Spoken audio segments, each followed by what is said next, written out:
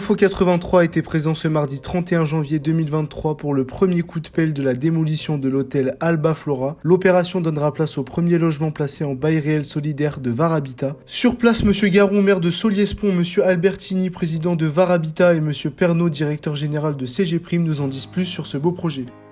Aujourd'hui, on est à Solliès-Pont. L'ancien hôtel Flora va laisser place à des logements, un nouveau type de logements sociaux, puisque ici, il va y avoir du BRS, bail réel solidaire, c'est-à-dire de l'accession sociale à la propriété, qui permet d'avoir une accession à moins 30% du marché local. Seul le terrain reste la propriété de VAR Habitat, du bailleur. Donc, le nouveau propriétaire de l'appartement aura les murs qui lui appartiennent et le terrain en location qui restera propriété de VAR Habitat. Pour un appartement moyen, c'est à peu près 100 € par mois de location bail amphithéotique. C'est un concept assez nouveau. C'est le premier BRS de VAR Habitat qui va avoir lieu ici. On se reverra pour la pose de la première pierre, mais pour l'instant, on en est à la phase démolition. C'est l'aboutissement d'un long processus, même si c'est pas fini puisqu'on démarre le chantier. C'est un projet qu'on a commencé à concevoir il y a 2 ans et demi avec l'architecte Site 54. Et CG Prime, donc la société que je représente, s'est associée avec VAR Habitat pour réaliser ce projet qui est ambitieux. Ce qu'on peut en dire, c'est que tous les parkings sont en sous-sol. Donc on a vraiment des espaces aérés entre les immeubles qui assurent un confort de vie. Et ce qui est très fort, je pense, dans ce projet, c'est qu'on s'adresse vraiment à tout type de clientèle, puisqu'on a 153 logements qui vont être vendus à la fois, loués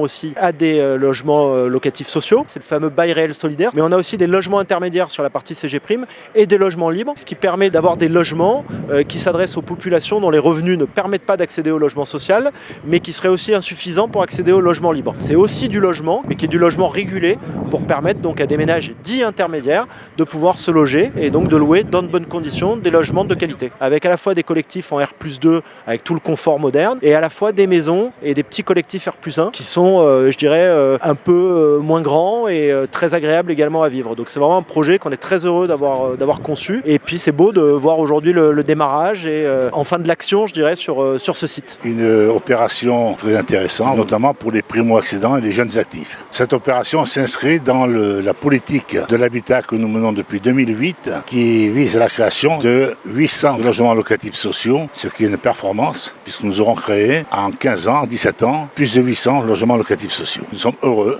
que nos nouvelles opérations viennent démontrer le bien fondé de la politique de l'habitat de la commune.